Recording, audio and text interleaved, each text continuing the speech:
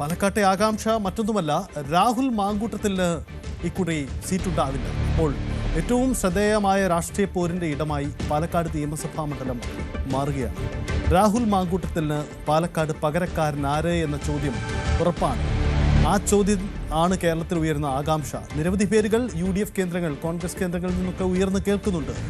ഷാഫി പറമ്പിൽ വടകരയിൽ നിന്ന് തിരികെ പാലക്കാട് മത്സരിക്കാൻ എത്തില്ലെന്ന് ഏറെക്കുറെ ഉറപ്പാണ്. BJP രണ്ടാം സ്ഥാനത്തെത്തുന്ന മണ്ഡലത്തിൽ ഈ പുതിയ സാഹചര്യങ്ങൾ BJP കേന്ദ്രങ്ങളും ശ്രദ്ധയോടെ വീക്ഷിക്കുകയാണ്. എന്താണ് പാലക്കാട് സംഭവിക്കുന്നത്?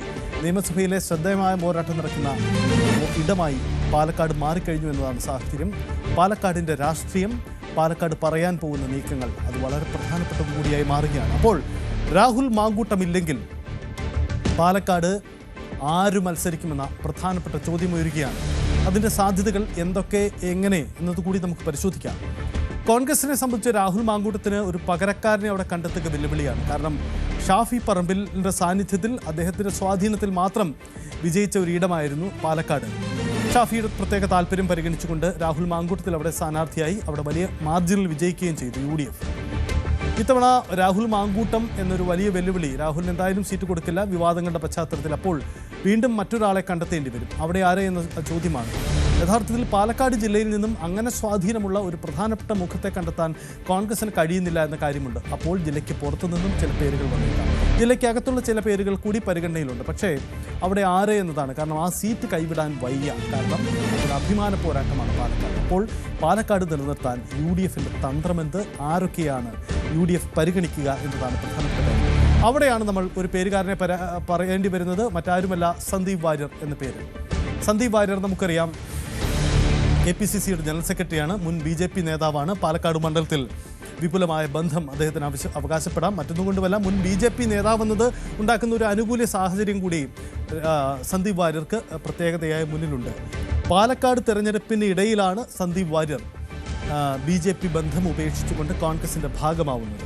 അതൊരു സുപ്രധാനമായ രാഷ്ട്രീയ നീക്കമായിരുന്നു. സന്ദീപ് വാര്യർ ഇപ്പോൾ കോൺഗ്രസിൻ്റെ ഒരു പ്രധാനപ്പെട്ട മുഖമാണ്. വലിയ പ്രസ്താവനകളും രാഷ്ട്രീയ നീക്കങ്ങളും ഒക്കെയായി നടക്കുന്നു. ഇത്തവണ നിയമസഭയിൽ സന്ദീപ് വാര്യർക്ക് ഒരു സീറ്റ് ഏറെക്കുറെ ഉറപ്പുമാണ് താനും. അപ്പോൾ ആ സീറ്റ് ഏതെന്ന ചോദ്യമുണ്ട്. തവനൂർ പോലെയുള്ള ചില സാധ്യതകളൊക്കെ നേരത്തെ തന്നെ പങ്കുവയ്ക്കപ്പെട്ടിരുന്നു. പക്ഷേ തവനൂരിൽ സന്ദീപ് വാര്യർ വന്നാലുണ്ടാക്കുന്ന കോൺഗ്രസിലെ വിവാദം ചെറുതല്ല.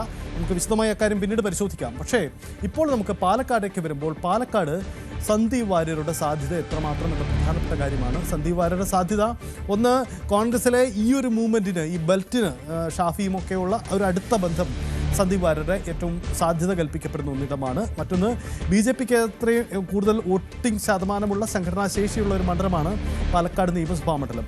അവിടെ സന്ദീപ് വാര്യർ BJPയുടെ ഭാഗമായി നിന്ന് ഇപ്പോഴും BJPയുടെ ചില പ്രധാനപ്പെട്ട കീ പോയിന്റുകളുമായി സന്ദീപിനുള്ള ബന്ധം, അതൊക്കെ നേട്ടമായേക്കാം എന്ന് കോൺഗ്രസ് കരുതുന്നുണ്ട്. അതുകൊണ്ട് ആ സാധ്യത നമുക്ക് തള്ളിക്കളഞ്ഞുകൂടാ. അങ്ങനെയെങ്കിൽ സന്ദീപ് വാര്യർ പാലക്കാട്ടെ UDFിൻ്റെ സ്ഥാനാർത്ഥിയാവാനുള്ള സാധ്യത അത് തീർത്തും തള്ളിക്കളയാവുന്നതല്ല. ആ സാധ്യത മുൻനിർത്തി തന്നെയാണ് ചർച്ചകൾ നടക്കുന്നത്. അതിനപ്പുറം മറ്റൊരു പേര് പറഞ്ഞു കേൾക്കുകയും ഇതുവരെ ഉണ്ടായിട്ടില്ല എന്നതാണ് സാഹചര്യം. അപ്പോൾ സന്ദീപ് വാര്യർ സ്ഥാനാർത്ഥിയാവാനുള്ള സാധ്യത തള്ളിക്കളഞ്ഞുകൂടാ എന്നതാണ് രാഷ്ട്രീയ ചിത്രം.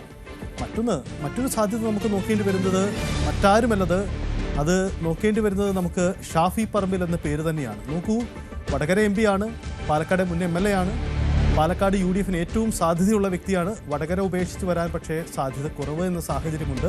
പാലക്കാട് UDFിന് ഏറ്റവും സാധ്യതയും സാഹചര്യങ്ങളുമുള്ള സ്ഥാനാർത്ഥിയാണെങ്കിൽ കൂടിയും ഷാഫി പറമ്പിൽ വീണ്ടും വരാൻ സാധ്യത കുറവാണ്. കാരണം മറ്റൊന്നുമല്ല, MPമാർ മത്സരിക്കേണ്ടതില്ല നിയമസഭയിലേക്കെന്ന പൊതു നിലപാട് UDFിനുണ്ട്. ഷാഫി പറമ്പിലിന് വേണ്ടി അത് മാറ്റിവെച്ചാൽ മറ്റു പല മണ്ഡലങ്ങളിലും ആ നീക്കമുണ്ടാവും. കാരണം ഒരു നിര MPമാർ, കോൺഗ്രസ് MPമാരാണ് ഇത്തവണ നിയമസഭ ആഗ്രഹിക്കുന്നത്. അതുകൊണ്ട് തന്നെ ഷാഫിക്ക് വേണ്ടി അത് മാറ്റിയാൽ ഉണ്ടാകുന്ന വെല്ലുവിളിയാണ്. പക്ഷേ അവസാന ഘട്ടത്തിൽ മറ്റാരെയും കിട്ടാതെ വന്ന് ഷാഫി വീണ്ടും പാലക്കാട് മത്സരിക്കാനുള്ള സാധ്യത തള്ളിക്കളഞ്ഞുകൂടാ. കാരണം മറ്റൊന്നുമല്ല, പാലക്കാട് നിലനിർത്തിയേ പറ്റൂ കോൺഗ്രസിന്, പാലക്കാട് വിജയിച്ചേ പറ്റൂ. അതൊരു അഭിമാന പോരാട്ടമാണ് എന്നതാണ് സാഹചര്യം. അതുകൊണ്ട് ഷാഫി പറമ്പിൽ വീണ്ടും എത്താനുള്ള സാധ്യത നമുക്ക് തീർത്തും തള്ളിക്കളയത്തില്ല. നിലവിലെ സാഹചര്യത്തിൽ അതത്ര എളുപ്പമല്ല എന്നതാണ് സാഹചര്യം. കാരണം ഷാഫി വരാൻ സാധ്യത കുറവാണ്. പക്ഷേ ഇനി മറ്റൊരു സ്ഥാനാർത്ഥി ഇല്ലാത്ത ഘട്ടത്തിൽ ഷാഫി പറമ്പിൽ തന്നെയാവാനുള്ള സാധ്യതയും തള്ളിക്കളഞ്ഞുകൂടാ. എന്തായാലും ഒരു കാര്യം ഉറപ്പാണ്, ആര് സ്ഥാനാർത്ഥിയായാലും ഷാഫി പറമ്പിൽ തന്നെയായിരിക്കും പ്രചരണത്തിലെ കുന്തമുന എന്ന കാര്യം വ്യക്തമാണ്. കാരണം ഷാഫിയുടെ സ്വാധീനമാണ് ആ മണ്ഡലത്തിലെ UDFിൻ്റെ, കോൺഗ്രസിൻ്റെ കരുത്ത്. അതുകൊണ്ട് ആ നീക്കം തന്നെയാണ് അവിടെ നടക്കാൻ സാധ്യത ഉണ്ടാവുക. നമുക്കൊരു സാധ്യതയിൽ മറ്റൊരു പേരുകാരനെ കൂടി കണ്ടെത്തേണ്ടി വരും. ആരായിരിക്കും ആ പേരുകാരൻ എന്നതുകൂടിയാണ് പ്രധാനപ്പെട്ട കാര്യം. എങ്ങനെയാണ് ആ പേരുകാരൻ? മറ്റാരുമല്ല, അത് പാലക്കാട് DCCയുടെ അധ്യക്ഷൻ കൂടിയായ എ തങ്കപ്പനാണ്. ജില്ലാ അധ്യക്ഷൻ എന്ന നിലയിൽ അദ്ദേഹത്തിന് ജില്ലയിൽ വിപുലമായ ബന്ധമുണ്ട്. നിലവിൽ പാലക്കാട് DCC അധ്യക്ഷനാണ്. ജില്ലയിൽ പൊതുവിൽ അറിയപ്പെടുന്ന വ്യക്തി കൂടിയാണ്.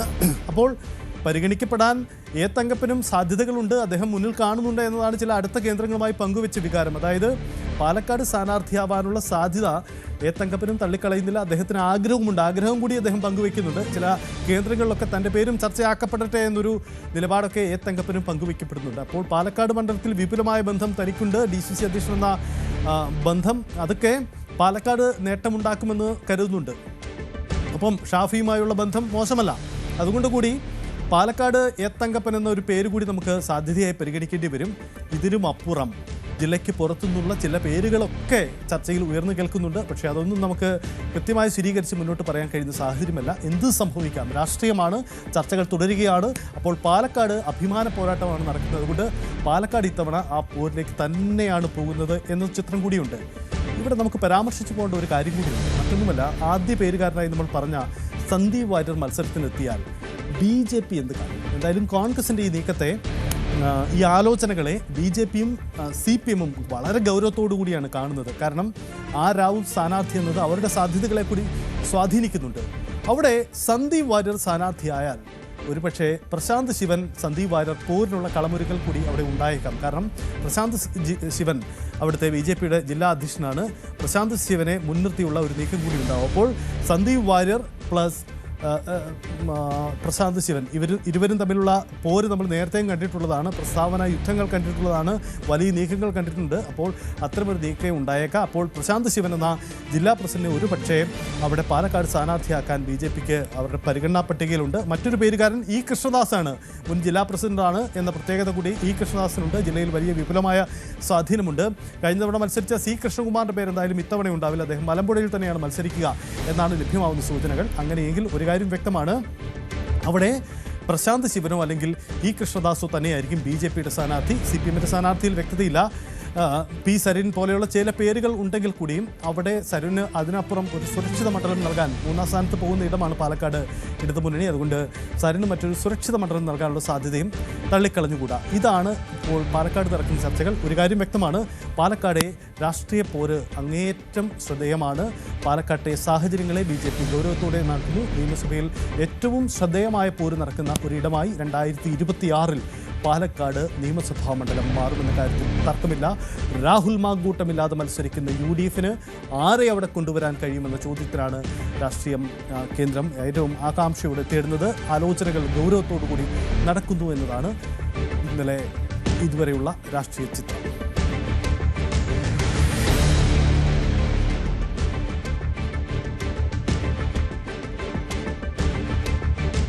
ഇനി നമ്മൾ വരുമ്പോൾ ഇന്നലെ ചങ്ങനാശ്ശേരിയിൽ പെരുന്നയിൽ NSSന്റെ സമ്മേളനത്തിനിടയിൽ വന്ന ചില ദൃശ്യങ്ങൾ എല്ലാവരും കണ്ടിട്ടുണ്ടാകും. മറ്റൊന്നുമല്ല, രാഹുൽ മാങ്കൂട്ടം, നമ്മളിപ്പോൾ പരാമർശിച്ചു വന്ന രാഹുൽ മാങ്കൂട്ടം അവിടെ എത്തി. അദ്ദേഹം പൊതുവേദികളിൽ രാഹുൽ മാങ്കൂട്ടം സജീവമാവുകയാണ്.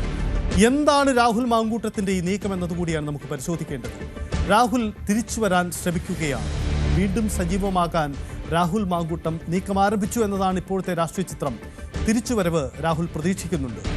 പൊതുവേദികളിൽ കൂടുതൽ സജീവമാകുന്നു. പാലക്കാട് രാഹുലിനെ സ്ഥാനാർത്ഥിയാക്കാൻ കോൺഗ്രസ് എന്തെങ്കിലും സാധ്യതയുണ്ടോ എന്ന ചോദ്യം കൂടി ഈ ഘട്ടത്തിൽ ഇന്നത്തെ ആ ദൃശ്യങ്ങളൊക്കെ പുറത്തു വരുമ്പോൾ ഉയരുകയാണ്. പാർട്ടി നേതാക്കളുമായി അടുത്ത ബന്ധം സ്ഥാപിക്കാൻ രാഹുൽ വീണ്ടും ശ്രമിക്കുന്നുണ്ട്. രാഹുൽ മാങ്കൂട്ടുമായി പക്ഷേ കോൺഗ്രസ് നേതാക്കളെല്ലാം അകലം പാലിക്കുകയാണ് എന്ന സാഹചര്യം കൂടി ഉയരുന്നുണ്ട് എന്ന് കൂടിയാണ് നമുക്ക് ശ്രദ്ധേയമായി മനസ്സിലാക്കേണ്ട ഒരു കാര്യം. ഒരു കാര്യം വ്യക്തമാണ്, രാഹുൽ മാങ്കൂട്ടത്തിനെ തിരികെ വരാനുള്ള രാഹുലിൻ്റെ ശ്രമങ്ങൾക്ക് കോൺഗ്രസ് എന്തായാലും കൈകൊടുക്കുന്നില്ല. ഇന്നലെ രമേശ് ചെന്നിത്തല നമ്മൾ കണ്ടതാണ്. അവിടുത്തെ ആ ദൃശ്യങ്ങളിൽ രമേശ് ചെന്നിത്തലയെ കണ്ട് അഭിവാദ്യം ചെയ്യാൻ വേണ്ടി സീറ്റിൽ നിന്ന് എഴുന്നേറ്റ രാഹുലിനെ കാണാതെ, അങ്ങോട്ടേക്ക് നോക്കാതെ രമേശ് ചെന്നിത്തല കടന്നുപോയി. അതിനർത്ഥം വ്യക്തമാണ്, രാഹുൽ മാങ്കൂട്ടവുമായ ഒരടുപ്പത്തിനും കോൺഗ്രസ് ആഗ്രഹിക്കുന്നില്ല. ഒരുപക്ഷെ രാഹുലിനെ കോടതി വെറുതെ വിട്ടാൽ പോലും അതുണ്ടാക്കുന്ന, രാഹുൽ മത്സരിച്ചാൽ ഉണ്ടാക്കുന്ന UDFന്റെ രാഷ്ട്രീയ സാധ്യതകളെ സ്വാധീനിക്കുമെന്ന തിരിച്ചറിവ് കോൺഗ്രസിനുമുണ്ട്. അതുകൊണ്ട് ഇക്കാര്യത്തിൽ വളരെ വളരെ കരുതലാണ് UDF കേന്ദ്രങ്ങൾ നീങ്ങുന്നത് എന്നത് കൂടിയാണ് സാഹചര്യം. നമുക്ക് പരിശോധിക്കാം ഇതിൻ്റെ രാഷ്ട്രീയം. ഡാൻ കുര്യൻ തുടരുന്നുണ്ട്. ഡാൻ, ഇന്നലെ ചങ്ങനാശ്ശേരി പെരുന്നലെ പരിപാടിയിലാണ് രാഹുൽ മാങ്കൂട്ടം വരുന്നത്. രാഹുൽ വരുന്നു.